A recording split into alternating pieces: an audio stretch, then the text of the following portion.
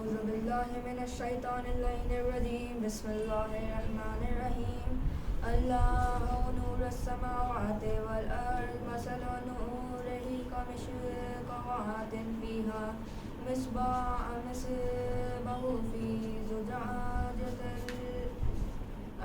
الزجاجة كأنها كوكب دري يوقد من شجرات مباركات زيتونات لا شرقيات ولا غربيات يكاد زيتها يضيء ولو لم تمسسه نورا على نور يهدي الله لنوره من يشاء ويضرب الله الأمثال للناس والله بكل شيء عليم في بيوت أذن الله أن ترفع ويذكر فيها اسمه يسبح له فيها بالغدو والعصر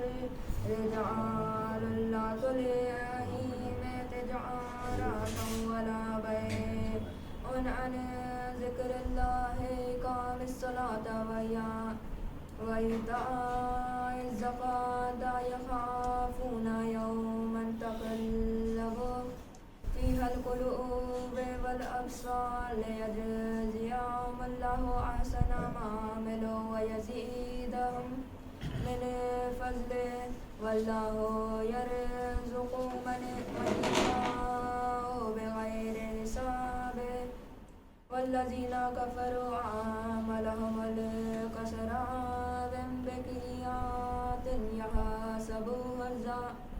يحسبه الظمآن ماء حتى إذا جاءه لم يجده شيئا وجد الله عنده فوفاه حسابا والله سريع الحساب صدق الله العلي العظيم. اللهم صل على محمد وآل محمد وعجل فرجهم.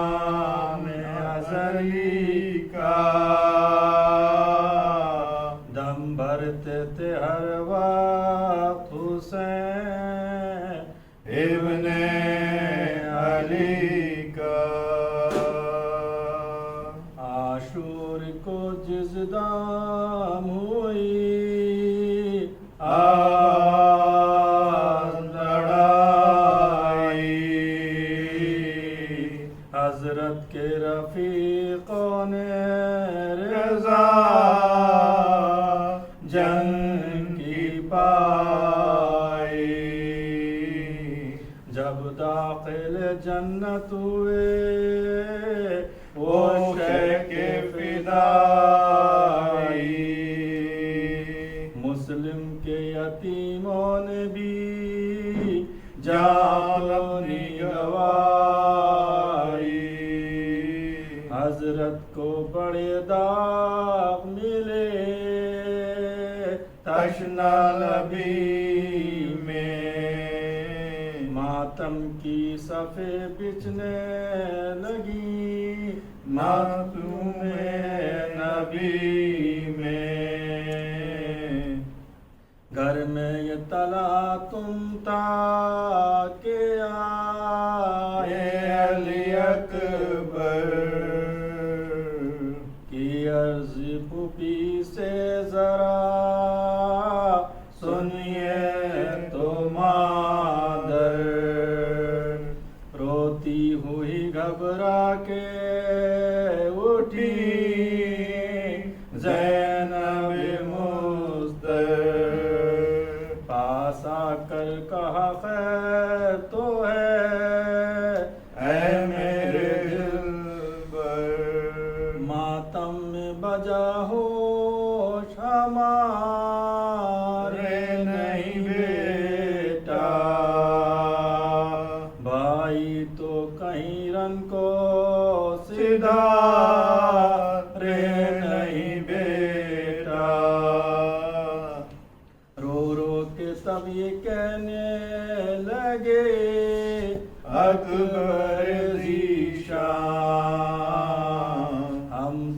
ہم جیتے ہیں بھلا جائیں گے وہ کیوں کر سر میدان، جس وقت سے مسلم کے پسر ہو گئے بے جان، آنسو نہیں تھمتے تھے شہیدی کے کسی عنوان، اس رنج و مصیبت میں یہ غم اور غضب ہے، اب آپ کے فرزندوں کو رخصت کی طلب ہے، حضرت کو رضا دینے میں فرماتے ہیں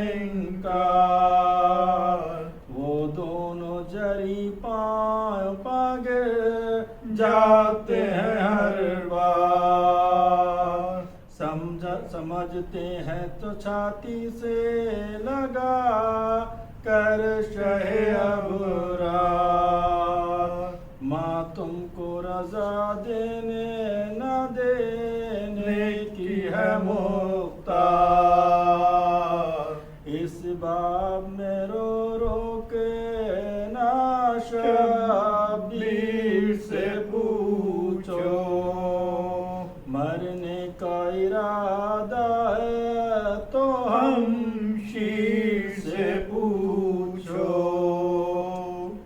فرمانے لگی زینب علی سن کے یہ گفتار، ہے وہی مختار ہے زینب نہیں مختار، جا کر میری جانب سے کہو اے میرے دلبر، بھیا تمہیں زہرا کی قسم کیجیو نہ انکار، راضی پر آزا نظر خدا کرتی ہوں ان کو، میں اپنے بھتیجوں پہ فدا کرتی ہوں ان کو، ممکن ہے کہ جہاں اپنی بجائے میرے پیارے، خادم ہے نم خار ہے فدائی ہے تمہارے، صدمہ تھا مجھے کہ یہ کیوں رن کو سدھارے. صدمہ تھا مجھے کہ نہ کیوں رن کو سدھارے. مرنے کا انہیں کھیل میں دیا گیا بارے.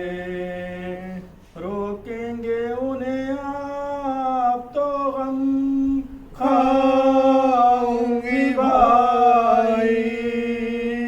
بس باپوں کا بس پاؤں پہ گرنے کو چلی آؤں گی بھائی. کیا حضرت زینب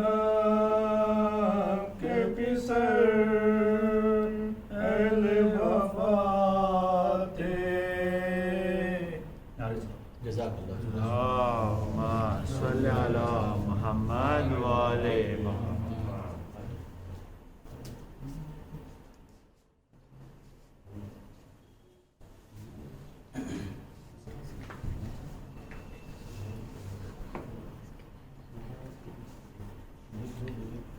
حسین حسین حسین حسین حسین حسین یا حسین.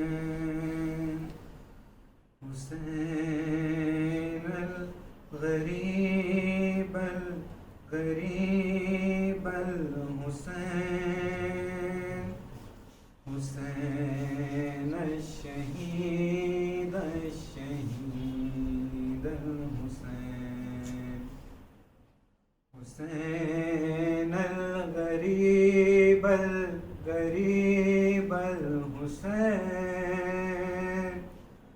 شہید الشہید الشہید الحسین. دہائی دہائی خدا را دہائی. یہ دشت بلا میں ہے کیسی تباہی.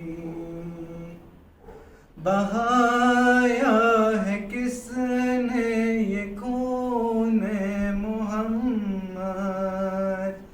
قیامت یہ دائی ہے کس نے الہی. جوانوں بزرگوں کو مارا گیا ہے. شہیدوں میں شامل ہے ننھا سپاہی. حسین الغریب الغریب الحسین. حسین الشہید الشہید الحسین. کیا جشن برپا یوں اہل حواس نے.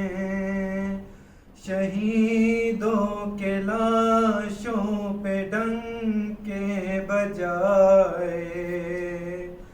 جلا ڈالے آل محمد کے خیمے. سکینہ کے منہ پر تماچے لگائے. جو بیمار تھا اس کا بستر نہ چھوڑا. نبی زادیوں پر بھی درے چلائے. حسین الغریب الغریب الحسین. حسین الشہید الشہید الحسین.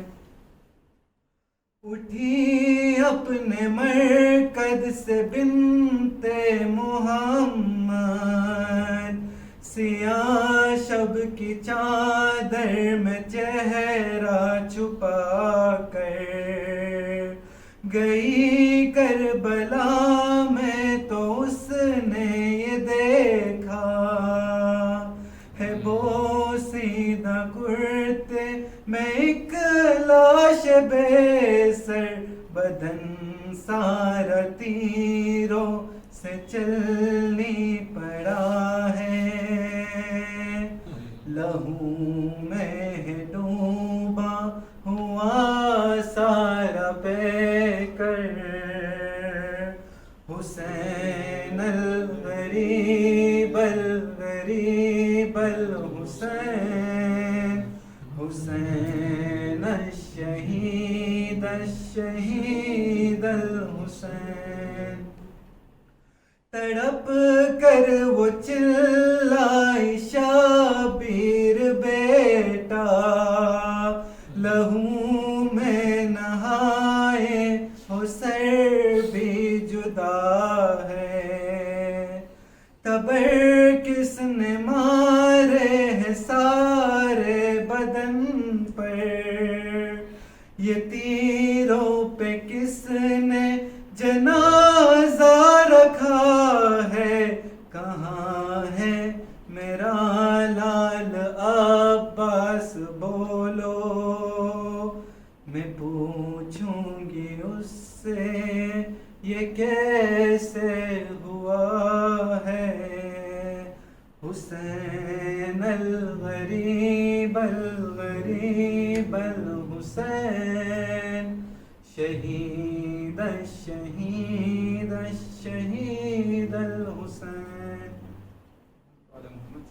اللہم صلی علی محمد وعلی محمد محمد وعلی محمد صلوات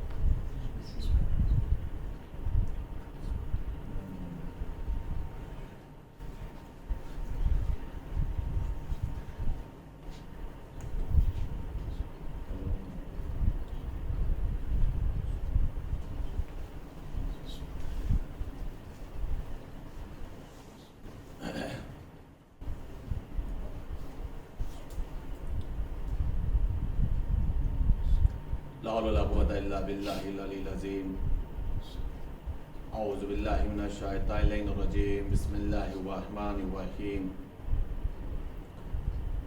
الحمد لله رب العالمين والصلاة والسلام على أشرف الأنبياء والمرسلين سيدنا ونبينا وشفيع ذنوبنا وطبيب نفوسنا مولانا مولى الكونين امام المشرقین والمغربین جد الحسن والحسین حبیب الہ العالمین ابی القاسم محمد اللہم صلی علی محمد وعلی محمد وعلی بیتہ الطیبین الطاہرین المعصومین المظلومین المنتخبین المنتجبین اما بعد فقد قال الله تبارك وتعالى في القرآن الكريم وهو أصدق القائلين وقوله الحق بسم الله الرحمن الرحيم والعصر إن الإنسان لفي خسر إلا الذين آمنوا وعملوا الصالحات وتواصوا بالحق وتواصوا بالصبر صلوات محمد اللہم صلی علی محمد وعلی محمد عزیزان ایمان مظلوم کربلا محترم ناظرین اور سامعین اکرام قرآن کریم کی یہ چھوٹی سی سورہ جسے سورہ والعصر کہا جاتا ہے اسی سورہ کے ذیل میں آپ حضرات تفسیری تقریر کو سماعت فرما رہے ہیں کہ جس کے اندر خداوند عالم ارشاد یہ فرما رہا ہے قسم عصر کی انسان نقصان میں ہے انسان خسارے میں ہے اس کے بعد اللہ کہہ رہا وہ لوگ جو ایمان لے آئے ہیں اور عمل صالح کیے ہیں اور حق کی وصیت کرتے ہیں، صبر کی وصیت کرتے ہیں۔ یہ وہ علامتیں ہیں، یہ وہ نشانیاں ہیں کہ جو کامیاب لوگوں کی ہیں۔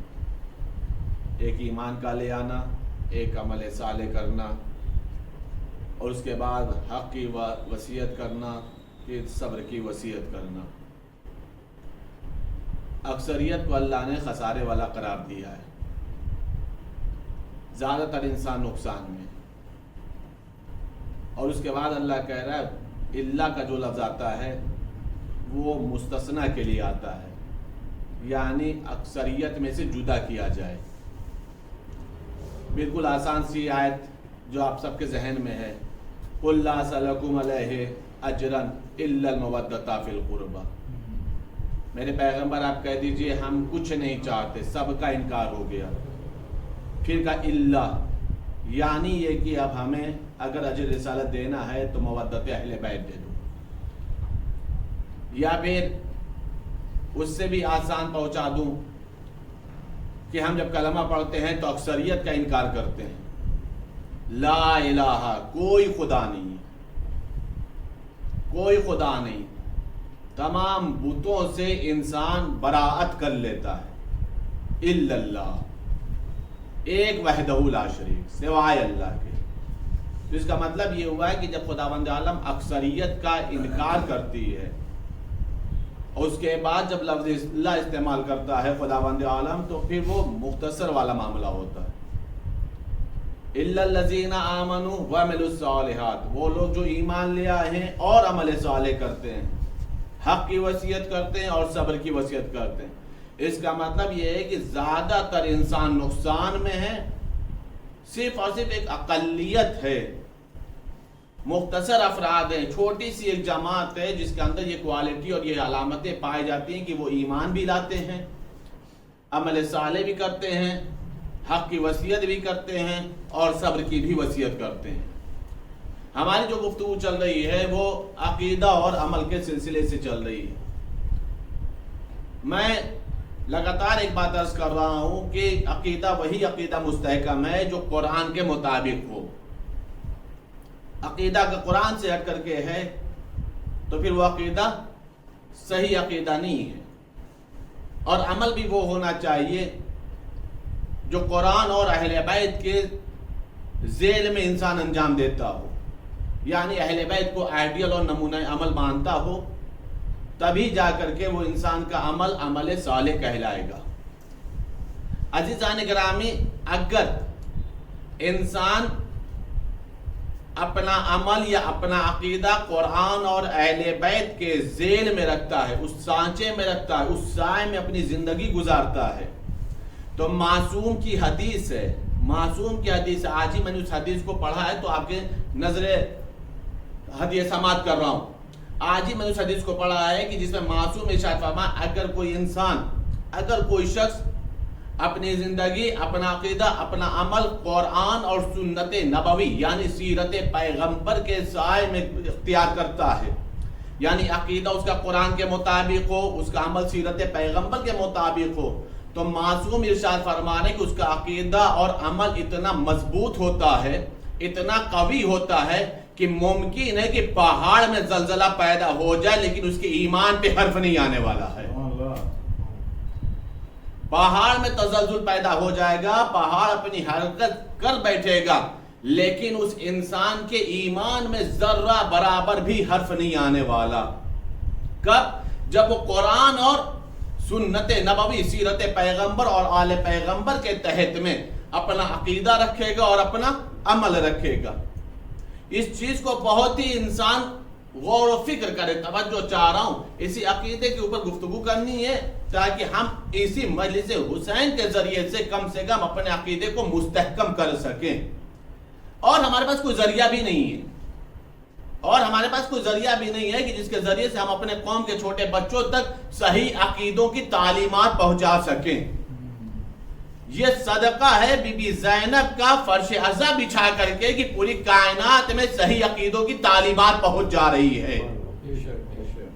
غور فرمان عزیزان گرامی، اب آپ محسوس کریے گا کہ عقیدے کا مفہوم کیا ہے، صحیح عقیدہ کہاں سے ملے گا، صحیح عقیدہ کسے کہا جائے گا، اور ممکن ہوا اگر وقت رہا تو میں یہ بھی بتاؤں گا انشاءاللہ تعالی آج کی مجلس میں کہ اگر صحیح عقیدہ آ گیا، ہم صحیح عقیدے کے مالک ہو گئے، الحمدللہ ہیں، اللہ کر اسی پر ثابت قدم بھی رہیں، کہ جو صحیح عقیدے کا مالک ہو گیا، صحیح عقیدے پہ زندگی گزارا تو ایسا مطمئن نہ ہو جائے کہ وہ یہ سمجھے کہ اب اس کے عقیدے کو خطرہ نہیں ہے۔ اور فرمان عزیزان گرامی، عقیدہ کا صحیح ہو جانا اور صحیح عقیدے کو اختیار کر لینا یہ کمال ہے، لیکن اس سے بڑا کمال یہ ہے کہ اسی صحیح عقیدے پر انسان انتقال کر جائے، اس لیے کہ صحیح عقیدوں کے ہی لوگ دشمن ہیں، باقی تو سب خود ہی مسئلہ طے کر چکے ہیں۔ جو دشمنیاں ہیں وہ صحیح عقیدے کے ہی اوپر منحصر، توجہ چاہ رہا ہوں۔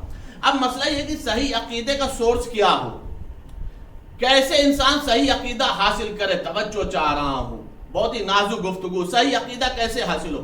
خود امام زمانہ عجل اللہ تعالی فرجہ الشریف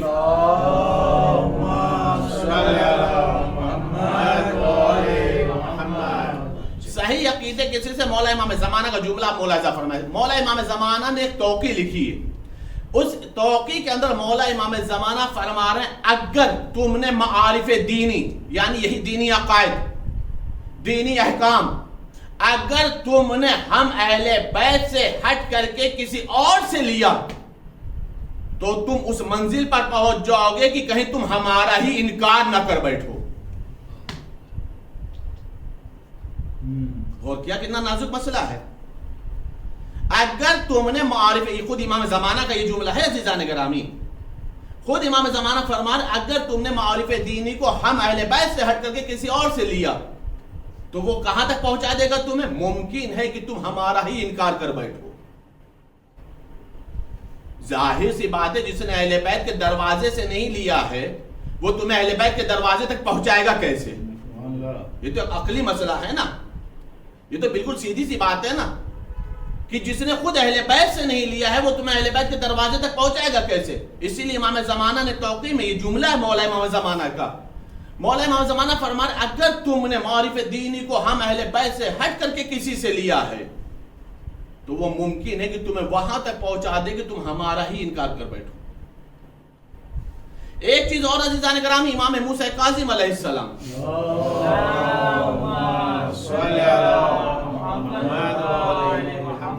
جلدی جلدی ایک دو باتیں پیش کرو تاکہ یہ ایک مقدمہ بن جائے اور میں سمجھا سکوں کہ حقیقی عقائد کیا ہیں، صحیح عقائد کیا ہیں، اور یہ سورس آف عقائد جو ہمیں ملیں گے، صحیح عقائد ملیں گے، کہاں سے ملیں گے، کیسے ہم اس سے وابستہ رہ سکتے ہیں۔ اگر صحیح ہو گیا تو کیا وہ پہاڑ سے زیادہ مضبوط ہو گیا نا، اور اگر اس نے اہل بیت سے ہٹ کر کے کہیں سے لیا تو کیا ہوا؟ ممکن ہے وہ اہل بیت کا ہی دشمن ہو جائے، اہل بیت کا ہی انکار کر بیٹھے، امام زمانہ کا انکار کر بیٹھے۔ مولا امام موسیٰ کاظم نے جملہ ارشاد فرمایا، صحیح عقیدہ سمجھیے گا عزیزان گرامی، مولا امام کاظم فرماتے یہ ہیں کہ اگر تم نے عقیدے کو، ایمان کو، وہی کل والی بات کہ دلیل کے ذریعے سے حاصل کرو، برہان رکھو، مولا امام کاظم فرماتے ہیں اگر تم نے ایمان کو علم کے ذریعے سے حاصل کیا ہے، علم کے ذریعے سے حاصل کیا ہے تو تم اس ایمان پر ثابت قدم رہو گے، اور وہ ایمان تمہیں فائدہ بھی پہنچائے گا۔ مولا امام کاظم کے جملہ ہے، لفظ بہ لفظ آپ کے حوالے کر رہا ہوں عزیزان گرامی، اس میں کوئی خطابت نہیں کر رہا ہوں، کوئی ذاکری سوگ نہیں کر رہا ہوں، جو جملہ میں نے پڑھا ہے کتاب کے اندر وہی جملہ آپ کے حوالے کر رہا ہوں۔ مولا کیا کہہ رہا ہے؟ اگر تم نے ایمان کو علم کے ذریعے سے حاصل کیا ہے تو کیا ہوگا؟ تم اس ایمان پر ثابت قدم رہو گے اور وہ ایمان تمہیں فائدہ بھی پہنچائے گا۔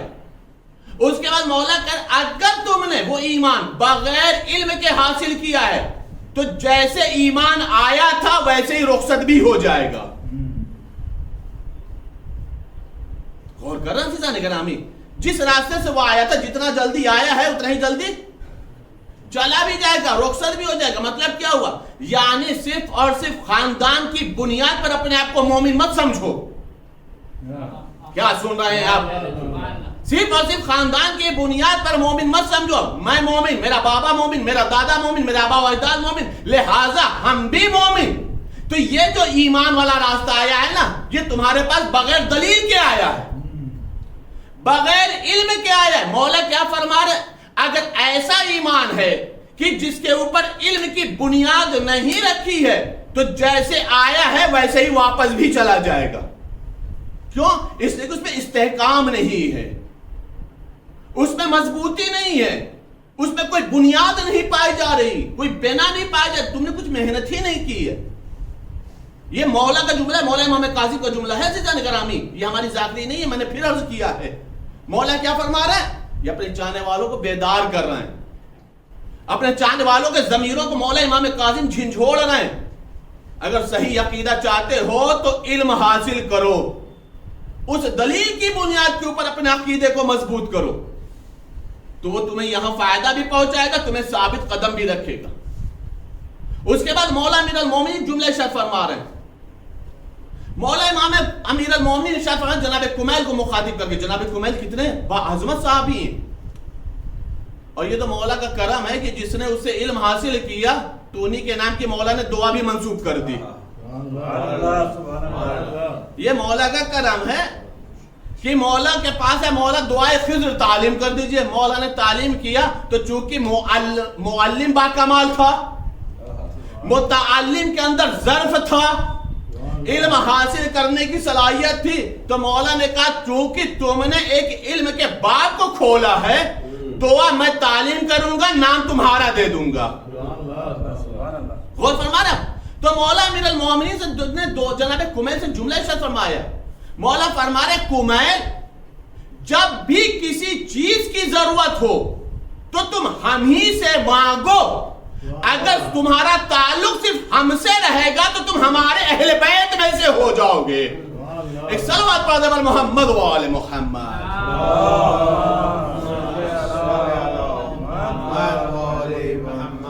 اور فرما رہا عزیزان گرامی، یہ ہے مسئلہ عقیدے کا۔ خاندان کے بیس پر عقیدہ الگ مسئلہ ہے، علم اور دلیل کی بنیاد پر اگر عقیدہ ہے تو اس کی الگ ہی لطف ہے، الگ ہی جان ہے، الگ ہی نکھار پایا جاتا ہے، چونکہ تمہیں خود معلوم ہے کہ تم کیوں مان رہے ہو، کس کو مان رہے ہو، دلیل کیا ہے تمہارے پاس۔ توجہ چاہ رہا ہوں، مولا امام حسین علیہ السلام سے ایک سائل نے سوال کیا، عقیدے میں کیا ہے؟ توحید ہے، عدل ہے، نبوت، امامت، قیامت ہے نا، تو صرف اور صرف اللہ کو مان لینا کافی نہیں ہے نا، اللہ کی معرفت بھی تو حاصل کرنا ہے نا۔ معرفت کیسے حاصل کی جائے؟ مولا امام حسین سے سائل نے سوال کیا، مولا یہ بتائیے اللہ کی معرفت کیسے حاصل کی جائے، عرفان پروردگار کیسے حاصل کیا جائے؟ توجہ چاہ رہا، کیا ربط ہے، کیا ربط ہے؟ مولا سے پوچھا کہ یہ بتائیے اللہ کا عرفان کیسے حاصل کیا جائے، اللہ کی معرفت کیسے حاصل کی جائے؟ مولا نے فرمایا اپنے وقت کے امام کی معرفت کا حاصل کرنا اللہ کی معرفت ہے۔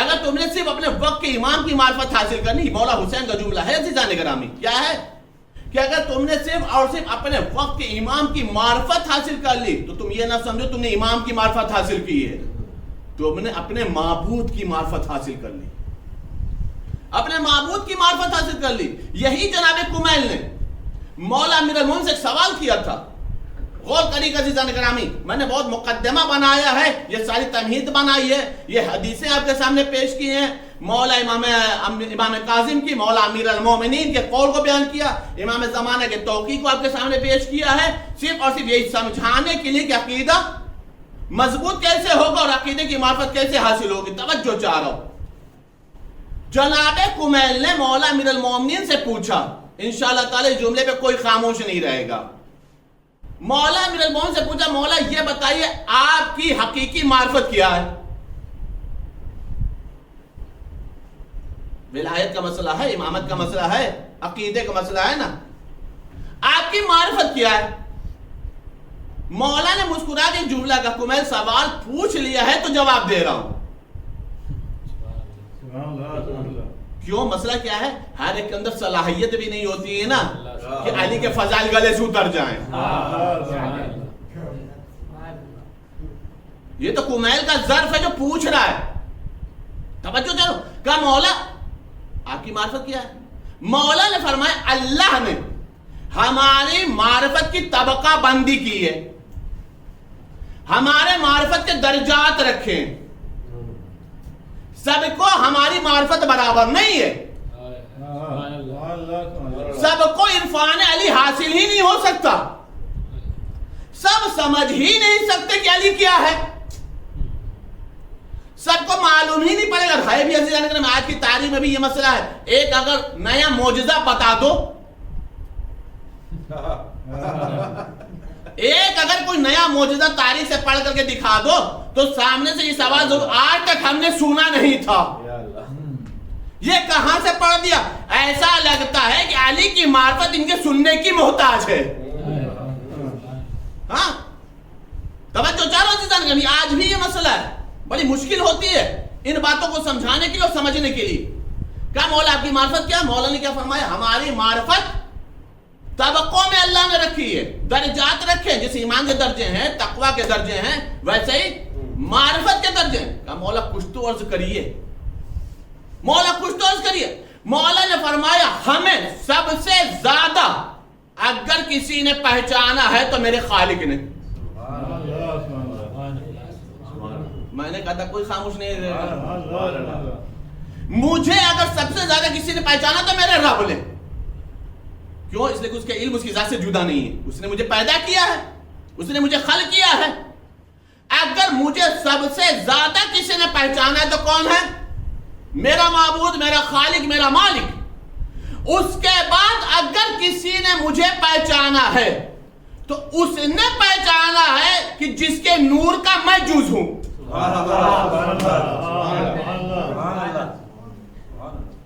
جس کے نور کا میں جز ہوں. مطلب کون ہے؟ خاتم النبین, انا والی من نور واحد. میں اور علی ایک ہی نور کے ہیں, ایک ہی نور کے دو ٹکڑے. تو سب سے زیادہ کس نے پہچانا؟ اللہ نے. اور اس کے بعد کس نے پہچانا؟ وہ جس کے نور کا میں جز ہوں, جس کے نور کا ایک حصہ میں ہوں. اس کے بعد ایک تیسرا طبقہ آیا, تیسرا طبقہ آیا. مولا فرما رہے یہ تیسرا طبقہ انبیاء کا ہے. تیسرا طبقہ انبیاء کا ہے. قسم سے عرفان کی گفتگو ہے, آپ اس بات کو محسوس کریے گا. تیسرا طبقہ کس کا ہے؟ انبیاء کا ہے. لیکن سارے انبیاء نے بھی مجھے ایک برابر نہیں پہچانا. سارے انبیاء کی بھی معرفت میرے متعلق سارے انبیاء کی بھی معرفت ایک برابر نہیں, سب کے سب سیم نہیں ہیں, سب ایک جیسے نہیں ہیں. اس کے بعد مولا نے فرمایا کمیت, اللہ نے کسی نبی کو کوئی بھی انعام و اکرام و منصب نہیں دیا, لیکن ہر نبی کو اتنا ہی دیا جتنا اس نے میری معرفت حاصل کی. جتنا اس نے میری معرفت حاصل کی. مطلب سمجھے, مطلب یہ ہے کہ اگر کوئی نبی ہے تو وہ صرف نبی ہے, کوئی رسول ہے تو وہ نبوت سے بڑھ کے رسول بنا, اگر کوئی رسول ہے تو اس کے آگے بڑھ کر کے اولو العزم پیغمبر بنا. اگر اولو العزم پیغمبر ہے تو رسولوں کی تعداد 313 ہے نا, اس میں 5 اولو العزم پیغمبر بنے ہیں, اس میں کچھ صاحب شریعت بنے ہیں, کچھ صاحب کتاب بنے ہیں. یہ اللہ نے کیوں کیا ہے کہ جس نے جتنی میری معرفت حاصل کیا اللہ انعام میں اضافہ کرتا چلا گیا. اللہ انعام و اکرام میں اضافہ کرتا چلا گیا. معیار کیا بنا؟ علی کی معرفت, امیر المومنین کا عرفان. جس نبی نے جتنا عرفان حاصل کیا اللہ نے اتنا ہی انعام میں اضافہ کیا, اتنا ہی منصب میں اضافہ کیا, اتنا ہی عہدے میں اضافہ کیا, اتنا ہی اس کی وسعت عطا کرتا چلا گیا. کیوں کیا؟ اس لیے کہ اس نے علی کے عرفان میں اپنے اندر اضافہ پیدا کیا. اب سمجھ میں آیا قرآن کریم میں خداوند عالم نے تیسرے پارے میں کیا کہا ہے؟ تلک الرسولو فضلنا بعضهم علی بعض, ہم نے بعض رسولوں کو بعض پر فضیلت دی ہے. یہ فضیلت کسی اور بیس پہ نہیں ملی ہے, علی کی معرفت کی بنیاد کے اوپر اللہ نے عطا کی ہے. ایک صلوات والے پر محمد والے محمد صلی اللہ محمد والے محمد اور حیدری.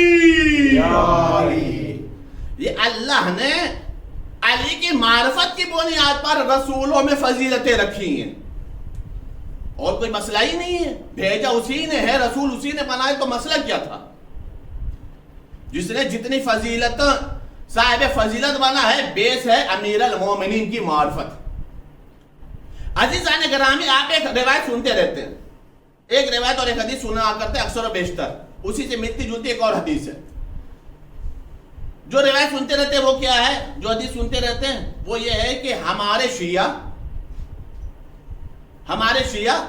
ہماری فاضل طینت سے خلق کیے گئے ہیں. جو ہمارے شیعہ ہیں کس چیز سے خلق کیے گئے ہیں؟ جو ہمارا بچہ وہ خمیر تھا، اس میں تو ہم آپ کے فضائل پڑھ رہے ہیں بھائی، اس میں تو ہم اپنے اور آپ کے فضائل پڑھ رہے ہیں. اب تو کوئی چپ نہیں رہے گا. کیا ہے کہ ہمارے شیعہ کس چیز سے خلق ہوئے ہیں؟ ہمارے فاضل خمیر سے، فاضل طینت سے خلق ہوئے ہیں. کس چیز سے؟ یعنی ہمارا رشتہ خلقت کے اعتبار سے جڑا ہوا ہے. سبحان اللہ، سبحان اللہ. ہمارا رشتہ خلقت کے اعتبار سے جڑا ہوا ہے. کیوں؟ اس لیے کہ ہم خلق کیے گئے ہیں کس سے؟ اس خمیر سے خلق کیے گئے، اس طینت سے خلق کیے گئے جو اہل بیت کا بچا ہوا حصہ تھا، جو فاضل طینت تھی. سبحان اللہ. مسئلہ سمجھ میں آیا؟ سب علی علی کیوں نہیں کہتے؟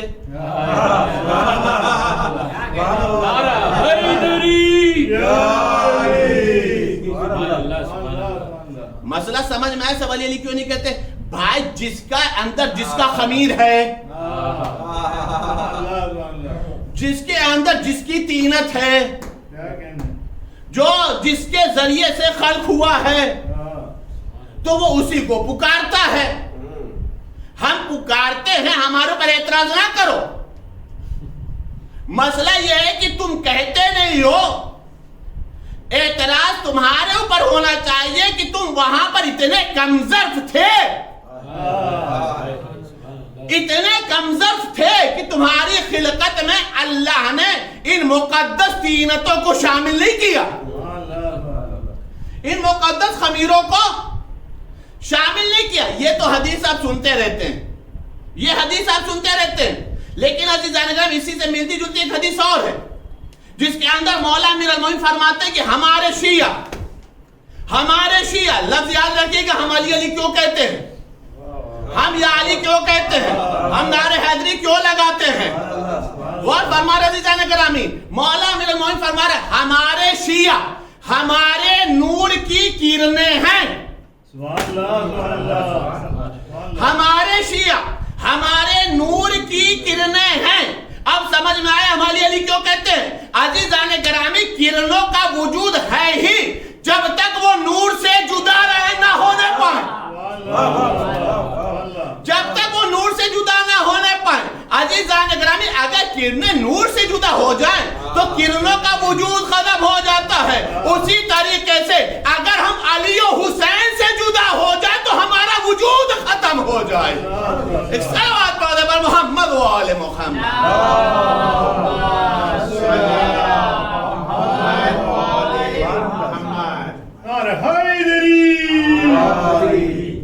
غور فرمان عزیزان گرامی، تو مولا نے کیا فرمایا ہے؟ ہمارے شیعوں کا وجود کیا ہے؟ ہمارے نور کی کرنیں ہیں. تو کرنوں کا تعلق کسی اور سے ہوتا ہی نہیں، اسی نور سے ہوتا ہے. سورج صبح میں نکلے گا تو آپ دیکھ لیجئے گا کہ جب نور ہوتا ہے، سورج ہوتا ہے، آفتاب ہوتا ہے، تو کرنیں آفتاب سے جڑی ہوئی ہوتی ہیں. وہ آفتاب کائنات ہے، علی آفتاب امامت ہے. اور فرمان عزیزان گرامی، ہم اس کی کرنیں ہیں، اسی لیے ہم علی علی کہتے ہیں تاکہ اپنا وجود بتائیں کہ ہم علی سے جڑے ہوئے ہیں.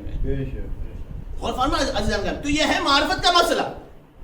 اب ایک چیز عزیزان گرامی میں نے شروع میں عرض کیا کہ صحیح عقیدے کا معاملہ جو ہے نا، صحیح عقیدے کا معاملہ یہ بہت ہی اہم ترین چیز ہے، یہ بہت ہی اہم ترین مسئلہ ہے.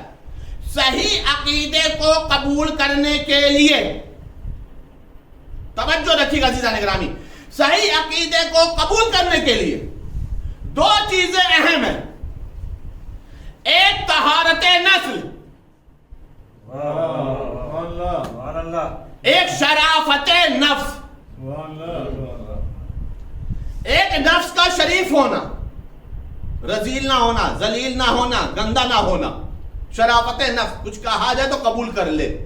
اسے کہتے ہیں شرافت نفس، اور ایک ہے طہارت نسل. مین مسئلہ ہے طہارت نسل کا، نسلی طہارت کا مسئلہ. اس لیے کہ جن کی ولایت کا مسئلہ ہے وہ آیت تطہیر کے مصداق ہیں. جن کی ولایت، جن کی امامت کا مسئلہ ہے، جن کی جانشین پیغمبری کا مسئلہ ہے، عصمت زہرا کا مسئلہ ہے، وہ آیت تطہیر کے مصداق ہے. اور آیت تطہیر میں اللہ نے پہلے ہی کہہ دیا نجاستیں دور ہیں. تو جو نسلی نجس ہوگا، جو نسلی طہارت نہیں رکھتا ہوگا، وہ چاہتے ہوئے بھی ولایت کو قبول نہیں کر سکتا. اور اگر نسلی طہارت ہے، ہو سکتا ہے آثار اور زمانے نے اسے آلودہ کرنے کی کوشش کیا ہو، لیکن اگر شرافت نفس ہے تو اسے قبول کر لے گا. توجہ ہے؟ اب روایت سنیے. آیت اللہ شیخ محمد تقی بہجت نے اس واقعے کو نقل کیا ہے. آیت اللہ شیخ محمد تقی بہجت نے اس واقعے کو نقل کیا. میں نے کتاب میں پڑھا، اس کے بعد میں آپ کے سامنے پیش کر رہا ہوں. آیت اللہ بہجت کہتے یہ ہیں کہ ایک جگہ ہے نجف اشرف میں عراق کے اندر، جہاں پہ دریائے دجلہ اور دریائے فرات کا سنگم ہوتا ہے. شرافت نفس، طہارت نسل یاد رکھیے گا تو میں بات کو پہنچا پاؤں گا. دریائے دجلہ اور دریائے فرات کا سنگم ہوتا ہے، ملاپ ہوتا ہے. اس جگہ کو مقام مسیب کہتے ہیں. جگہ کا نام ہے مقام مسیب. ایک مولا امیر المومنین کا زائر ہے جو نجف اشرف جاتا ہے مولا کی ہر شب جمعہ زیارت کے لیے. اللہ سب کو زیارت کربلا مولا، زیارت نجف اشرف تمام اتباعات علیہ ذات نصیب فرمائے. وہ ہر شب جمعہ کو جاتا ہے. اتفاق یہ ہے کہ جہاں پر یہ دونوں دریا، دریائے فرات اور دریا دجلہ کا سنگم میں ملاپ ہوتا ہے، وہاں پر ایک ناصبی کا مکان ہے. ناصبی سمجھے؟ دشمن اہل بیت، دشمن علی. وہ ان کو پہچانتا ہے، یہ جو جا رہے شب جمعہ زیارت کرنے کے لیے زائر مقدس شخصیت. تو یہ جو جاتے ہیں ہر شب جمعہ کو زیارت کرنے کے لیے، تو اس ناصبی کو موقع ملتا ہے. موقع کیا ملتا ہے؟ کہ اپنی بھڑاس نکالنا، جو بھی دل میں ہے بول دینا. کبھی اس کی زیارت پر انگلی اٹھاتا ہے، کبھی اس کی زیارت کرنے کے اوپر انگلی اٹھاتا ہے. کچھ نہ کچھ نکتہ چینی، تان، سب و ستم، مصیبت، ایسے چیزیں بولتا ہے جو اس کا دل دکھے. لیکن یہ بیچارہ محبت کے ساتھ آسانی سے سر جھکا کے چلا جاتا ہے. ایک دفعہ جا رہا تھا یہ زیارت کرنے کے لیے، شب جمعہ تھی. ناصبی اپنے دستور کے مطابق وہاں پہ کھڑا تھا کہ جائے گا ضرور. لیکن جب جانے لگا تو ایک مرتبہ آج ناصبی کچھ الگ ہی تیور میں تھا. اس نے اس کو تو برا کہا ہی، ساتھ ہی ساتھ مولا امیر المومنین کی شان میں نازیبا الفاظ کہے. اب تو حد ہو گئی. گستاخیاں کی. لفظ یاد رکھیے گا، شرافت نفس، طہارت نسل. گستاخیاں کی، نازیبا الفاظ کہے. وہ بیچارہ سر جھکا کر کے روتا ہوا چلا گیا. لیکن آج جب پہنچا ہے شب جمعہ میں زیارت کرنے تو مولا کی زیارت کیا. زیارت کرتے کرتے بے دھڑاک رو رہا، دہاڑے مار مار کے رو رہا. اور روتے روتے اس نے کچھ نہیں کہا، صرف ایک جملہ کا، مولا ابھی تک میں اپنی توہین برداشت کر رہا تھا، ابھی تک جو مجھے بولا جا رہا تھا میں برداشت کر رہا تھا، لیکن آج اس نے آپ کی شان میں گستاخی کر دی ہے، مجھ سے برداشت نہیں ہوا. مولا آپ مولائے کائنات ہو، مختار کائنات ہو. آپ کا قبر کے اندر بھی وہی جلال ہے، وہی اختیار و قدرت ہے جو زمین کے اوپر تھا. مولا آپ اسے بدلہ کیوں نہیں لے لیتے؟ اس کو ختم کیوں نہیں کر دیتے؟ اس کو سزا کیوں نہیں دے دیتے؟ مجھے اپنے گستاخی کی سزا نہیں چاہیے، جو آپ کی شان میں اس نے گستاخی کی ہے اس کی سزا چاہیے. عزیزان گرامی، پہلے روک ایک جملہ عرض کرو. جب انسان کا ضمیر زندہ ہو، جب انسان بیدار ہو، تو ایک شخص نے برا کہا، اکیلا تھا، بدلہ نہیں لے سکتا تھا، لیکن کم سے کم زبان سے اعلان تو کیا، زبان سے اس کی شکایت تو کی. نہ جانے اس زمانے کے وہ کلمہ پڑھنے والے مسلمان کیسے تھے کہ 70,000 ممبر سے کو برا کہا جا رہا تھا سب اپنے آپ کو مسلمان کہلوا رہے تھے، ہے نا؟ رویا، خوب رویا، فریاد کیا مولا کے روزے کے پکڑ کے، جالی کو پکڑ کے خوب رویا، روتے روتے سو گیا۔ رات میں مولا آئے خواب میں، رات میں مولا خواب میں، کیا بات ہے، کس کی شکایت لے کر کے آئے ہو، کیوں فریاد کر رہے ہو؟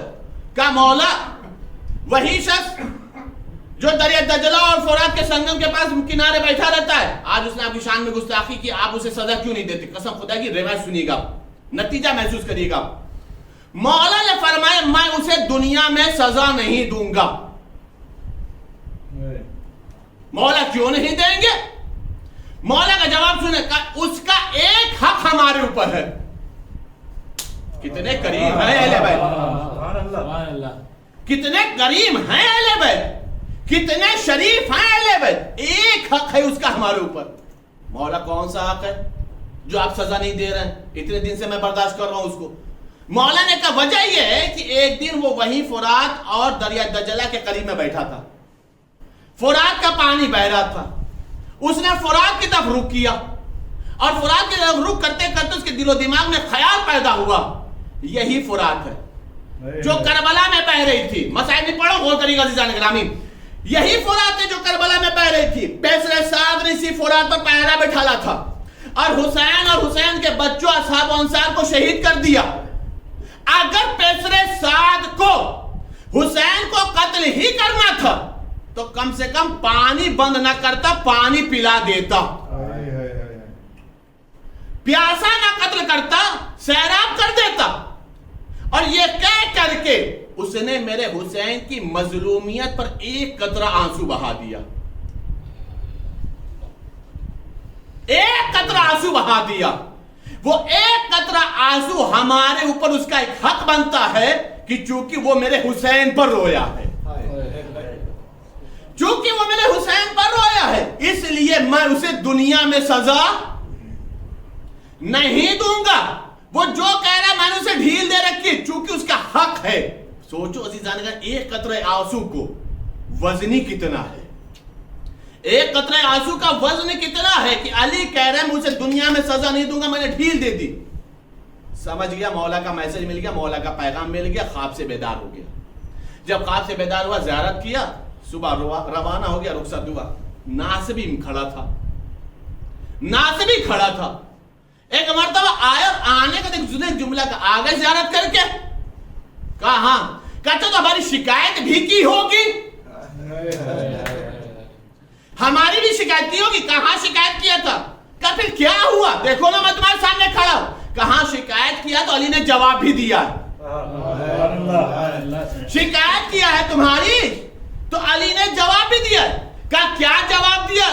اب اس ظاہر امیر المومنین نے وہ پورا خواب بیان کر دیا، وہ پورا واقعہ بیان کر دیا جو علی نے خواب میں بتایا تھا، جو علی نے خواب میں بتایا تھا۔ جب اس نے پورا واقعہ بیان کیا تو ایک مرتبہ وہ ناصبی چکر میں پڑ گیا، تعجب میں آ گیا۔ جس وقت یہ بات ہوئی تھی، جب یہ واقعہ رونما ہوا تھا، جب اس وقت میرے ذہن میں سوال پیدا ہوا تھا، جب میں فرات کے کنارے بیٹھا تھا، کوئی نہیں تھا، کوئی نہیں تھا، میں اکیلا تھا، اور میں نے یہ بات کسی سے شیئر بھی نہیں کی ہے، میں نے کسی کو بتایا بھی نہیں ہے۔ آخر میرے خیالوں کا علم علی تک پہنچا کیسے؟ میرے فکری سوالات علی تک پہنچے کیسے؟ جیسے ہی علی کے علم کا اسے یقین ہوا، ایک مرتبہ ظاہر کے آگے ایک جملہ کا، مجھے علی ولی اللہ پڑھوا دو، مجھے علی ولی اللہ پڑھوا دو۔ عزیزان گرامی بات سمجھ میں آ گئی، قسم سے ناصبی تھا، ناصبی تھا، ناصبی تھا، لیکن ایک علی کے خواب، ایک علی کے علم پر اسے یقین ہو گیا تو آ گیا اس دائرے میں جو دائرہ ولایت ہے، اس کلمے کو پڑھ لیا جو کلمہ ولایت ہے۔ کیوں پڑھ لیا؟ مسئلہ یہ تھا، ناصبی ضرور تھا لیکن طہارت نسل بھی تھی، شرافت نفس بھی تھی۔ ایک صلوات پڑھ دو محمد و آل محمد۔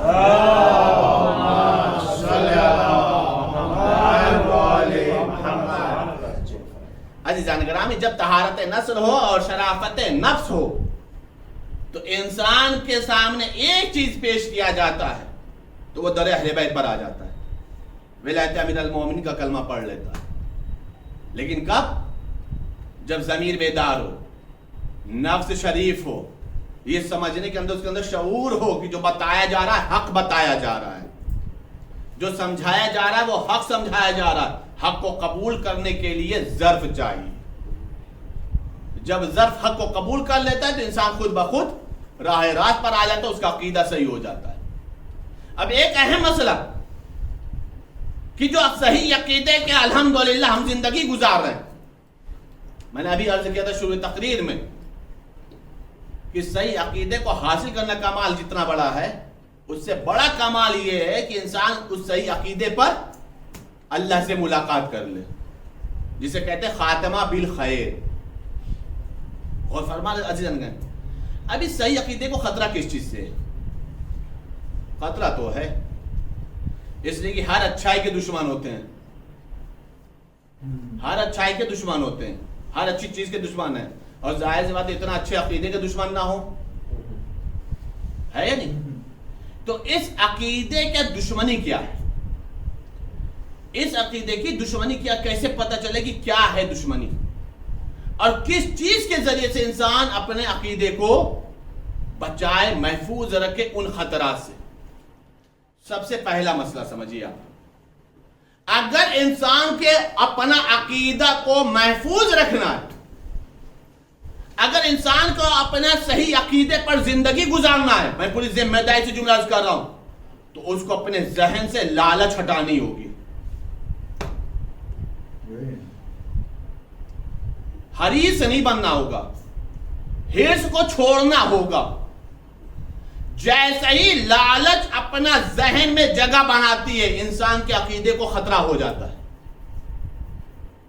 توجہ چاہوں، دیکھیں میں پورے پروف دوں گا آپ کو، دلیل دوں گا آپ کو. جب انسان لالچی ہو جاتا ہے تو وہ اپنا عقیدہ کو بچا نہیں سکتا، محفوظ نہیں کر سکتا، عقیدہ اس کا سلامت نہیں رہ سکتا. عقیدے کو اس کو بہت بڑا خطرہ ہے. میں آپ کو مثال دے دوں آپ کو تاریخ اسلام کی. تاریخ اسلام میں ایک شخص ہے جس کا نام ہے مغیرہ بن شعبہ، بصرہ کا رہنے والا ہے. معاویہ کا دور حکومت ہے. نام کیا ہے؟ مغیرہ. معاویہ کا دور حکومت ہے. معاویہ کا شام میں تخت و تاج ہو گیا ہے، حکومت قائم ہو چکی ہے، سب کچھ ہو گیا. روایت بتا رہے مغیرہ بن شعبہ نے 10 آدمی کو بصرہ سے یہ کہہ کر کے معاویہ کے پاس بھیج دیا کہ جا کر کے یزید کی خلافت کو تسلیم کر لو. کمال سنیں گے آپ، جن 10 کو بھیجا تو یہودی نہیں تھے، کافر نہیں تھے، مشرک نہیں تھے، مجوسی نہیں تھے، عیسائی نہیں تھے، نصرانی نہیں تھے، سب لا الہ الا اللہ کہنے والے تھے، سب نام نہاد مسلمان تھے. بھیجا کس کے ساتھ؟ مغیرہ نے اپنے بیٹے موسیٰ کے ساتھ. موسیٰ بن مغیرہ لے کر کے آیا. یہ 10 لوگ آئے. کہاں سے آئے؟ بصرہ سے آئے. جیسا ہی معاویہ کے دربار میں پہنچے تو معاویہ نے پوچھا موسیٰ سے یہ بتاؤ یہ کیوں آئے ہیں؟ کہ یہ خود ہی بتائیں گے کیوں آئے ہیں، ہمیں بتانے کی ضرورت نہیں. کہ اچھا کیوں آئے ہو تم لوگ؟ کہ ہم آپ کے بیٹے یزید کی خلافت کو قبول کرتے ہیں، ہم آپ کے بیٹے یزید کو حاکم تسلیم کرتے ہیں. معاویہ نے سوچا کہ یہ کیسے ہو گیا کہ نہ ہم نے ان پہ زبردستی کی، نہ ہم نے بھی ان پہ تلوار چلایا، نہ ابھی ہم نے ان کو ڈرایا نہ دھمکایا. یہ بصرہ سے آئے اور آنے کے بعد ہی کہہ رہے کہ ہم یزید کو حاکم مان رہے، خلیفۃ المسلمین مان رہے، ان کی حکومت کو ماننے کو تیار ہے. موسیٰ کے کان میں دھیرے سے معاویہ نے ایک سوال پوچھا، یہ بتا تمہارے باپ مغیرہ نے ان لوگوں کا ایمان کتنے میں خریدا؟ ان لوگوں کا ایمان کتنے میں خریدا؟ موسیٰ کا جواب سنیں گے، کہا یہ 10 لوگوں کا ایمان صرف 30,000 درہم میں. یعنی ایک کے اوپر کتنا آیا؟ 3,000 درہم. صرف اور صرف 3,000 درہم میں میرے باپ نے ان لوگوں کا ایمان خرید لیا. عزیزان گرامی، مجھے نہیں معلوم کہ جس کے حصے میں یہ 3,000 درہم آیا وہ 3,000 درہم کتنے روز چلا. اس 3000 درہم کو انہیں استعمال کرنے کا موقع بھی ملا یا نہیں ملا؟ لیکن عزیزان گرامی یہ سب کے سب 3000 درہم میں اپنے ایمان کا سودا کیوں کر بیٹھے؟ اس لیے کہ ان کے دماغ میں 3000 کی لالچ بیٹھ گئی. اور فرمانا عزیزان گرامی 3000 کی جو لالچ بیٹھی، اس 3000 کی لالچ نے ان کے ایمان کو خرید لیا، ان کو ایمان سے بے ایمان بنا دیا، ان کا ایمان ختم ہو گیا. ظاہر سی بات ہے یہ سلسلہ یہاں سے نہیں چلا ہے. ان تمام لوگوں کا میرے پاس تعریف تمام ایسے افراد ہیں، میں کہاں تک سب کا نام لوں گا، بس اتنا سمجھ لیجئے کہ جتنوں نے مصلحت کے تحت اسلام لائے، جتنے بھی مصلحت کے تحت اسلام لیا، جتنے بھی مصلحت کے تحت مسلمان ہوئے، وہ سب کے سب اپنے عقیدے کو فروخت کر گئے، اپنے عقیدوں کا سودا کر بیٹھے. میں آپ کو مثال دے رہا ہوں جلدی جلدی. تیسرا دور تھا، نام لینا مناسب نہیں، آپ سمجھ سکتے. تیسرا دور تھا جب اس کو حکومت ملی ہے تو معاویہ کا باپ ابو سفیان آیا، اور آنے کے بعد اس وقت ابو سفیان کی عمر بالکل آخری پڑاؤ پہ تھی، آخری دور میں تھی. ایسی حالت تھی کہ اندھا ہو گیا تھا، آنکھوں سے دکھائی نہیں دے رہا تھا. ایک جملہ کہا دیکھو اب یہ تمہارے پاس خلافت کی گیند آ گئی، یہ خلافت کی گیند اب تمہارے پاس آ گئی ہے، اسے بنی امیہ میں کھلاتے رہو، جو کچھ بھی ہے سب اسی دنیا میں ہے، نہ جنت ہے نہ جہنم، یہ صرف کہنے کی باتیں ہیں. عقیدہ سمجھ میں آ رہا عزیزان گرامی؟ جب انسان اپنا عقیدہ فروغ کرتا ہے تو یہی بولتا ہے. جو 61 ہجری میں یزید یہ کہہ رہا تھا کہ نہ وحی آئی نہ قرآن آیا، یہ بنی ہاشم کا کھیل تھا، یہ ان کا ڈھونگ تھا. عزیزان گرامی یزید ایسا ہی نہیں بول رہا تھا، چونکہ اس کے رگوں میں ابو سفیان کا خون دوڑ رہا تھا. اور فرمان عزیزان گرامی اسی لیے وہ ان صحیح عقائد کا مذاق اڑا رہا تھا. لیکن جب صحیح عقائد کو قیامت تک باقی رکھنا تھا تو حسین ابن علی نے وہ قربانی دی ہے کہ اب قیامت تک کسی یزید کے اندر اتنی ہمت نہیں ہے جو ان صحیح عقائد کے اوپر قلم چلا سکے، جو حرف لگا سکے. ان صحیح عقائد کو قیامت تک باقی رکھنے کے لیے حسین نے قربانی دی.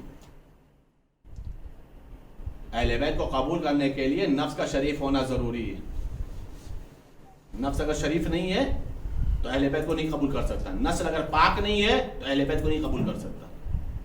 یہی شاید وجہ تھی، شاید یہی وجہ تھی کہ جس وقت حور نے لجام فرس حسین پر ہاتھ ڈالا تھا تو مولا نے ایک جملہ کہا تھا، حور کیا تو یہ چاہتا ہے تیری ماں تیرے غم میں روئے؟ شرافت نفس تھی حور کے اندر. بردست نے ایک جملہ کہا، اگر آپ کی ماں فاطمہ نہ ہوتی تو میں بھی آپ کو ایسے ہی جواب دیتا جیسے آپ نے مجھے دیا. شاید یہ حر کا احترام سیدہ ہی تھا جس نے لشکر یزید سے نکال کے لشکر حسین تک پہنچا دیا. غور کرنا عزیزان گرامی، شاید یہ حر کی شرافت نفس تھی جس نے زہرا کا احترام کیا. کب ہوئی تھی ملاقات؟ جب حسین راستے میں تھے، حر کا لشکر پیاسا تھا. روایت بتا رہی ہے کہ ایسے تھے کہ ان کی زبانیں منہ سے باہر تھیں، ان کا بس چلتا تو وہ اپنی زبانوں کو دانت سے کاٹتے. جانور تک پیاسے تھے. اور حر آ گیا تھا، 1000 کا لشکر تھا. جیسے مولا نے دیکھا کہ لشکر حر آ رہا، پیاسا ہے، جہاں بلب ہے ہلاک ہو جائے گا، تو مولا نے قافلے کو وہیں روک دیا اور ایک جملہ کہا، بھیا عباس مشق کے دہانے کھول دو، مشکیزوں کے دہانے کھول دو. کہا کیوں؟ کہا لشکر حر پیاسا ہے، سب کو پانی پلاؤ. اور ہاں بھیا عباس، ان جانوروں کی بھی پیاس بجھانی ہے. دیکھو جانور بتا نہیں سکتے کہ ان کی پیاس بجھی یا نہیں بجھی. ایک کام کرنا، ان جانوروں کو تک 3 مرتبہ منہ تک پانی لے جانا. جب یہ 3 مرتبہ کے منہ سے پانی سے منہ پھیر لیں تو سمجھ لینا ان کی پیاس بجھ گئی. 1000 کے لشکر کو حسین نے پانی پلایا اور اتنے ہی سواریوں کو بھی حسین نے پانی پلایا. سوچو حسین کے پاس پانی کا ذخیرہ کتنا تھا. ہے کوئی سوچ سکتا کسی ذہن میں اتنی صلاحیت ہے؟ ایک ہور کے لشکر کا سپاہی خود یہ کہتا ہے کہ میں اتنا پیاسا تھا کہ مجھے کچھ دکھائی نہیں دے رہا تھا اور میرے اندر پیاس کا ایسا غلبہ تھا کہ میں چل بھی نہیں پا رہا تھا. مولا عباس، مولا علی اکبر اور جو بھی بنی ہاشم کے افراد تھے سب ایک دوسرے کو پانی پلا رہے تھے لشکر ہور کو. مولا حسین ایک طرف کنارے بیٹھے تھے کہ مولا کی نگاہ پڑ گئی اس کے اوپر. مولا نے دیکھا وہ اتنا پیاسا ہے کہ وہ آ بھی نہیں پا رہا, وہ چل بھی نہیں پا رہا. مقتل لکھتا یہ ہے کہ مولا اس بلندی سے اٹھے اور خود مشکیزے کو لیا اور کہا لو بھائی پانی تو پی لے. مولا خود کہتے ہیں کہ وہ اتنا پیاسا تھا کہ اس کے ہاتھ میں راشا پڑا ہوا تھا, اس کا ہاتھ ایک جگہ رک نہیں رہا تھا. تو ایک مرتبہ مولا نے کہا رک جا, تو ایسے پانی نہیں پی پائے گا, میں تجھے پلاتا ہوں. اب مولا اس کے دہن پر اپنا ہاتھ لے گئے, ایک ہاتھ دہن پر لے گا اور ایک ہاتھ سے مشکیزے سے پانی گرا رہے تھے. جب مولا نے اسے پانی پلا دیا اور اس کو کچھ ہوش آیا تو ایک مرتبہ کیا دیکھا, ساقی کوثر کا لال مجھے پانی سے سیراب کر.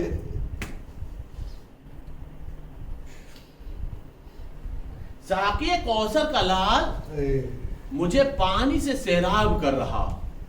آزادارو, سوچنے والی بات ہے, جب خیام حسینی میں پانی ختم ہو گیا تھا, فرات پر پہرا بیٹھ گیا تھا, تو کیا ان 1000 سپاہیوں میں کسی میں غیرت نہ تھی جو کسی ایک کے بھی دماغ میں خیال آتا ہم بھی کبھی پیاسے تھے, ہم بھی کبھی جاں بلب تھے, ہم بھی کبھی پیاس سے ہلاک ہو رہے تھے, چلو حسین تک پانی پہنچا دیں. لیکن آزادارو ادھر تو کسی کے دل میں خیال نہیں آیا. لیکن میں یہ سمجھتا ہوں کہ جب حسین کے خیموں سے چھوٹے چھوٹے بچوں کی صدائے العطش آتی ہوگی, العطش قد قتلنی, بھائی پیاس سے کلیجہ کٹا جا رہا ہے, تو عجب نہیں آزادارو, عباس کے بھی دماغ میں خیال آیا ہو, ہائے ہائے ہم ہی تو وہ تھے نا جنہوں نے لشکر ہر کو سیراب کیا تھا, اور آج ہم اتنے قریب ہو گئے کہ میری بھتیجی پیاسی ہے, میرا بھتیجا علی اصغر پیاسا ہے, میرا آقا حسین پیاسا ہے, میرا شبیہ پیغمبر پیاسا ہے.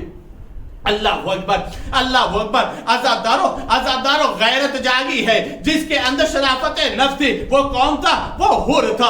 غلام کہتا یہ کہ میں جب اپنے آقا کے پاس پانی لے کر کے آیا, آب و دانہ لے کر کے, آقا یہ آب و دانہ ہے نوش فرما لو. تو ایک مرتبہ حر نے آب و دانہ کو دیکھا, غلام کے چہرے کو دیکھا, غلام سمجھ گیا چہرے کا رنگ متغیر ہے, پیشانی پر بل پڑے ہوئے ہیں, چہرے کا رنگ بدلا ہوا ہے. کہ آقا خیریت تو ہے؟ کہ میں تجھے بتاتا ہوں. ایک مرتبہ ہن نے اپنے غلام کے ہاتھ کو پکڑا اور ایک نشیب کی طرف لے کر کے گئے, کہا کان لگا کر کے سن, کچھ سنائی دیتا ہے. اس نے کہا ہاں ایسا لگتا ہے جیسے چھوٹے چھوٹے بچے کسی سے کہہ رہے ہائے پیاس مارے ڈالتی, ہائے پیاس مارے ڈالتی ہے, ہائے پیاس سے ہم ہلاک ہوئے جاتے ہیں, ہائے پیاس سے ہمارا کلیجہ چھلنی ہوا جا رہا ہے. مولا نے جیسے ہی غلام نے دیکھا نا, ایک مرتبہ حر نے کہا جانتا یہ کون ہے؟ یہی حسین کے چھوٹے چھوٹے بچے ہیں, یہ حسین کے چھوٹے چھوٹے بچے, ان کی پیاس کا سبب میں ہوں. ارے انہوں نے مجھے سیراب کیا تھا, ہم نے کے خیمے فرات کے کنارے سے ہٹا دیے. ایک مرتبہ غلام نے مجھے ارادہ کیا ہے کہ میں اپنے آپ کو جنت اور جہنم کے بیچ میں پا رہا ہوں, میں اپنے آپ کو جنت اور جہنم کے بیچ میں پا رہا ہوں. مطلب کہ میں اپنے آپ کو حسین کے حوالے کر رہا ہوں, جب میں نے تجھے آزاد کر دیا. غلام آگے بڑھا, آقا جب تک جہنم میں تھے اپنے ساتھ رکھا, جنت جا رہے ہو تو اکیلے جا رہے ہو, ہم آپ کا ساتھ نہ چھوڑیں گے. روایت بتا رہی غلام ساتھ میں ہو گیا, بھائی ساتھ میں ہو گیا, بیٹا ساتھ میں ہو گیا. یہ 4 لوگوں کا چھوٹا سا قافلہ حسین کے خیمے کی طرف جا رہا تھا کہ ایک مرتبہ ہن نے جملہ کہا بیٹا قریب آؤ, بیٹا قریب آئے. کیا بات ہے؟ کہ ایک کام کرو میری آنکھوں پہ پٹی باندھو, میری آنکھوں پر پٹی باندھو, شکم اللہ, میری آنکھوں پر پٹی باندھو, میرا ہاتھ قیدیوں کی طرف باندھو. کہا کیوں؟ کہا یہی وہ ہاتھ تھے جس نے لجام فرس پر ڈالا تھا. یہی وہ آنکھیں تھی جنہوں نے حسین سے نظریں ملائی تھی. میں اس انداز سے نہیں جانا چاہتا, میں قیدی بن کر کے جانا چاہتا ہوں, میں حسین کا مجرم ہوں, مجرم بن کر کے جانا چاہتا ہوں. پہنچا, ایک روایت بتا رہی, بچہ کہتا یہ ہے, حر کا بیٹا کہتا یہ ہے, آقا اے میرے بابا غضب ہو گیا. کہا کیا ہوا؟ کہا زہرا کا لال خود آ رہا. اجرکم اللہ, زہرا کا لال خود آ رہا. ایک بندہ کہا بابا صرف وہی نہیں آ رہا, کب قمر بنی ہاشم عباس بھی آ رہا, شبیہ پیغمبر علی اکبر بھی آ رہا. روایت بتا رہی, ادھر حسین نے جملہ کا دیکھو میرا مہمان آ رہا ہے, حر کا استقبال میں کروں گا. علی اکبر حر کے بیٹے کو تو سینے سے لگانا, بھیا باپ حر کے بھائی کو آپ سینے سے لگانا. جان قریب آؤ, حر کے غلام کا تم استعمال کرنا. روایت بتا رہے جیسے حر نے دیکھا نا کہ یہ آ رہا ہے, اپنے آپ کو گھوڑے سے گرا دیا, کوہنی کے سہارے چلا, اپنا سر اب حسین کے قدموں میں رکھا. آقا میں خطا کار ہوں, آقا میں گنہگار ہوں, کیا میری خطا معاف ہو جائے گی؟ مولا نے شانہ پکڑ کے اٹھایا, سینے سے لگایا, آواز دی حر میں نے بھی معاف کیا, میرے خدا نے بھی معاف کیا. اے حر تیری ماں نے کتنا اچھا نام رکھا تھا, انتا حر فی دنیا والآخرہ, تو دنیا میں بھی حر ہے آخرت میں بھی حر ہے, جب میں نے معاف کیا. سننا زیادہ اور مجلس تمام ہو گئی. حر ایک جملہ کہتا, آقا آپ نے معاف کر دیا, آپ کے خدا نے معاف کر دیا, مجھے یقین ہے, لیکن آقا جب میں نے لجام فرض پر ہاتھ مجھے تمام ہو گیا. آقا جب میں نے لجام فرض پر ہاتھ ڈالا تھا نا, محمل میں بیبیاں تھی, چھوٹے چھوٹے بچے تھے, مجھے یقین وہ بچے سہم کر کے ماں کی آنکھوں سے لپٹ گئے ہوں گے. اے آقا جب تک وہ بیویاں اور وہ بچے مجھے معاف نہ کریں گے تب تک میں اپنے آپ کو خطا کار سمجھوں گا. ایک بتا حسین نے حر کو لیا اور خیمہ زینب کے در پر آئے, آوازی اما فضا جا کر میری ماں جایا زینب سے کہہ دو حر معافی مانگنے کے لیے آیا ہے. جیسے ہی فضا نے کلام پہنچایا, حسین کا پیغام پہنچایا, ایک مرتبہ اندر سے فضا کی آواز آئی, حر مبارک ہو, علی کی بیٹی نے تجھے سلام کہا, رسول کی نوازی نے سلام کہا, عباس کی شہزادی نے سلام کہا, حسین کی ماں جایا نے تجھے سلام کہا. جیسا ہی سلام پہنچانا ایک حر نے تماچے مارے, ہائے ہائے علی کی بیٹی اتنی غریب ہو گئی, ہائے ہائے رسول کی بیٹی اتنی غریب ہو گئی کہ اب گنہگاروں کو سلام کہلوا رہی ہے, گنہگار معافی مانگ رہا ہے, خطاکار معافی مانگ رہا ہے, اور بطول کی بیٹی مجھے سلام کہلوا رہی ہے. ابھی وہ سوچ ہی رہا تھا, پیچھے مڑ کر کیا دیکھا, حسین رو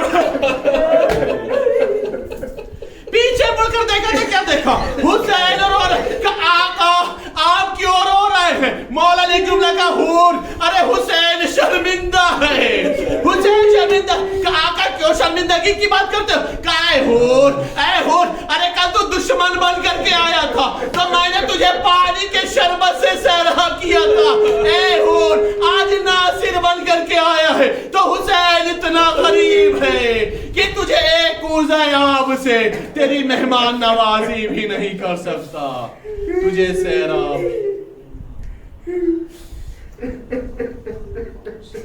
سیعلم الذین ظلموا ای منقلب ینقلبون انا للہ و انا الیہ راجعون. پالٹ جواز ہے محمد والے محمد کا میں مختصر لیکن اہم اعمال کو قبول فرما, ہمارے عشق ذکر مال زہرا میں جگہ عطا فرما, ہمارے عشق ذکر میں شفاعت و نجات کی ضمانت بنا. میرے معبود تجھے جناب حر کا واسطہ ہم سب کی توبہ کو قبول فرما. میرے معبود تجھے جناب حر کا واسطہ ہم سب کو ناصر امام زمانہ بنا. میرے معبود تجھے واسطہ ہے محمد علی محمد کا جو بے اولاد ان سب کو صاحب اولاد بنا, جو صاحبان اولاد ان کی اولادوں کی حفاظت فرما. ہم سب کی عزا کو قبول فرما, ہمارے عشق عزا کو ہماری شفاعت اور نجات کی ضمانت بنا. میرے معبود جو بے مکان سب کو صاحب مکان بنا. میرے معبود تجھے واسطہ محمد وال محمد کا ہم سب کے عقیدے اور عمل کو مستحکم قرار دے. میرے معبود ہم سب کا خاتمہ بالخیر فرما. میرے معبود تجھے واسطہ ہے محمد وال محمد کا ہم سب کو اور تمام محبان امیر المومنین جناب کل کے غلام کو اس وبائی مرض سے محفوظ رکھ. جو بیمار ان سب کو شفا کلی اور صحت کاملہ عطا فرما. میرے معبود ایک بچے کا آپریشن ہوا ہے، میرے معبود اسے صحت کاملہ اور شفا کلی عطا فرما. امام زمانہ کے زور میں تعجیل فرما. ہم سب کو ان کے عوان و انصار میں شمار فرما. اللہم تقبل منا انک انت السمیع العلیم بحق محمد و آلہ الطاہرین. حسین حسین حسین حسین حسین حسین حسین حسین حسین حسین حسین حسین. علم عباس کا شاہ کا تعزیہ سجایا جا رہا ہے. علم عباس کا شاہ کا تعزیہ سجایا جا رہا ہے. جسے بننا ہے رضا خانے چلے بلایا جا رہا ہے. علم عباس کا شاہ کا تعزیہ سجایا جا رہا. کوئی پوچھے اگر کہ ہے کیا فائدے بتاؤ تو ذرا غمِ شبیر کے تو بتلا دو انہیں جو سوئے ہیں انہیں جگایا جا رہا ہے. علم عباس کا شاہ کا تعزیہ سجایا جا رہا ہے. وہ دیکھو دست میں اذاں ہونے لگی جو زندہ فکر تھی جواں ہونے لگی. اٹھو اب اٹھو سوئے سرور چلو بلایا جا رہا ہے. علم عباس کا شاہ کا تعزیہ سجایا جا رہا ہے. ستم موقعات میں قیامت تک رہے ستم رسوا ہوا زمانہ یہ کہے تبسم سے اسے سارے مختل طویل رلایا جا رہا ہے. علم عباس کا شاہ کا تعزیہ سجایا جا رہا ہے. عزا خانے میں ایک عجب منظر دیکھا. کہیں پرچم سجا کہیں جھولا رکھا کہیں پر تعزیہ شہ مظلوم کا بنایا جا رہا ہے. علم عباس کا شاہ کا تعزیہ سجایا جا رہا ہے. مدد کو آئیے علی مرتضیٰ کہ کنبے دشت میں ہوا بے کہ کنبے دشت میں ہوا بے ردا. انہیں دربار میں بھرے بازار میں پھرایا جا رہا ہے.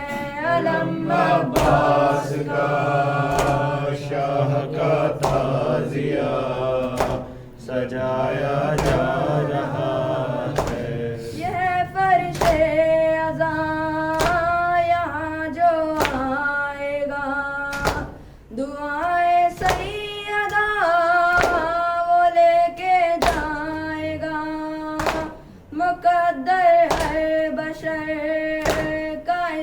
दरबार में बनाया जा रहा है अलम अब्बास का शाह का ताजिया सजाया जा रहा है।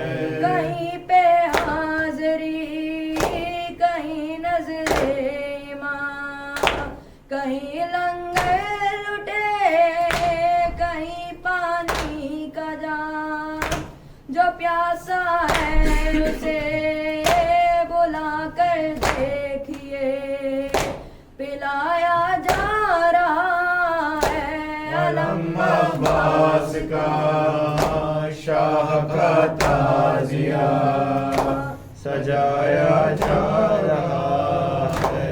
हर एक जर्रे पे है उदासी का समा कहीं मजलिस में शायदी का बयां कहीं पर मरसिया शहे मजलूम का सुनाया जा रहा है अलम अब्बास का शाह का ताजिया सजाया जा रहा है।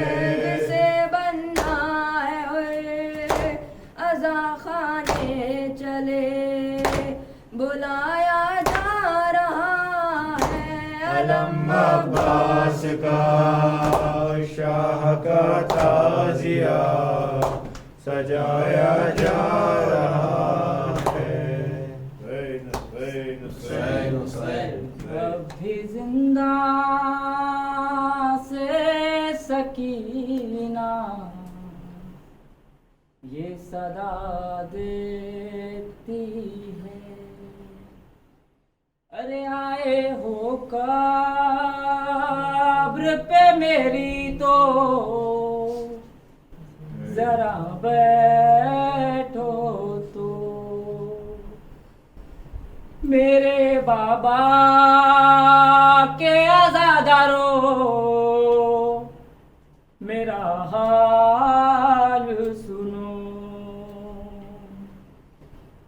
कौन हूँ किस की यतीमा हूँ मैं ये जानते हो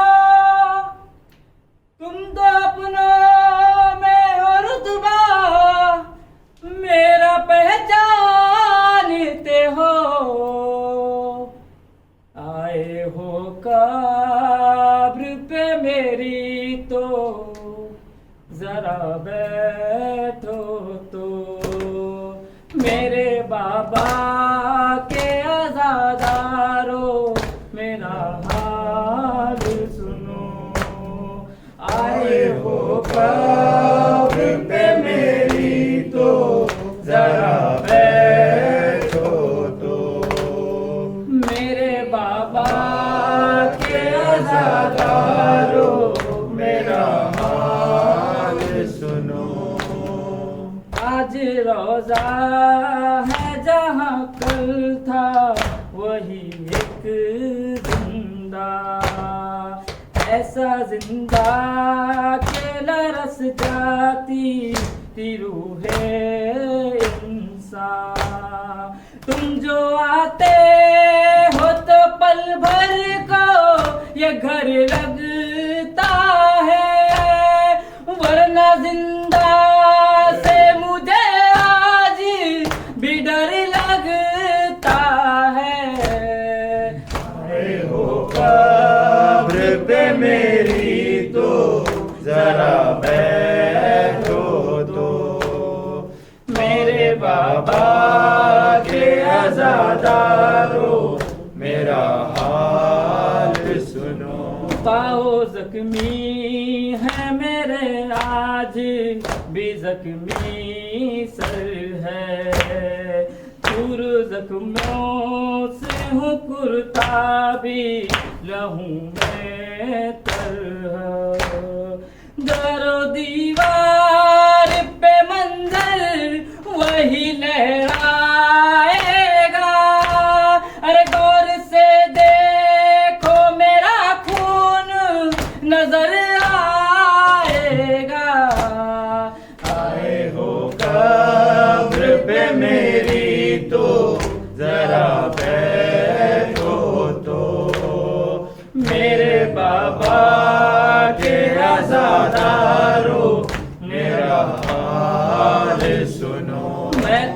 تڑپتی ہی رہی مجھ کو میرا گھر نہ ملا، مر گئی اور مجھے سینہ سرور نہ ملا۔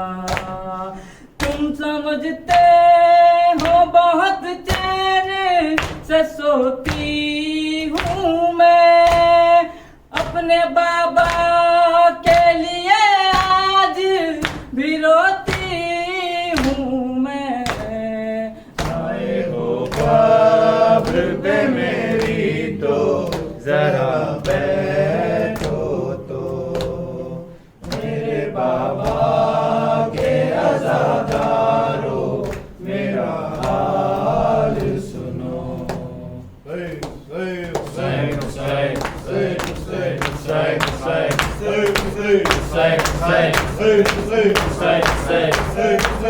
Hussein, Hussein, Hussein, Hussein, السلام علیکم یا عبداللہ، السلام علیکم یا ابن رسول اللہ، السلام علیکم رجل کوابیک، السلام علیکم الحمد کواقیک، السلام علیکم جميع شہداء کربلا و اسیران کربلا، السلام علیکم یا اہل بیت النبوہ، السلام علیکم یا معدود السادہ، السلام علیکم ورحمۃ اللہ وبرکاتہ، السلام علیکم یا خلیق القربہ، السلام علیکم یا سلطان العرب والعجم، السلام علیکم یا ابوالحسن یا علی بن موسی رضا، السلام علیکم ورحمۃ اللہ وبرکاتہ، السلام علیکم یا صاحب العصر والزمان، الامان الامان الامان من فتنة الزمان، السلام علیکم یا شیخ القرآن، السلام علیکم یا خلیفۃ الرحمن، السلام علیکم یا کعبۃ الایمان، السلام علیکم یا امام عثمان حاضر، جل اللہ تعالی فرجک وسل اللہ تعالی مخرجک وظہورک وجعل من عوانک وانصارک ورحمۃ اللہ وبرکاتہ۔ بسم اللہ الرحمن الرحیم، اللہم قل ولیک الحجۃ ابن الحسن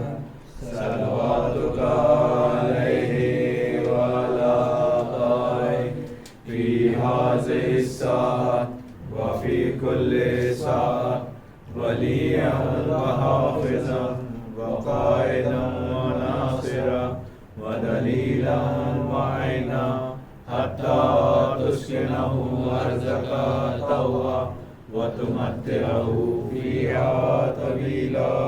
اللہم صل علی محمد۔ امام حسین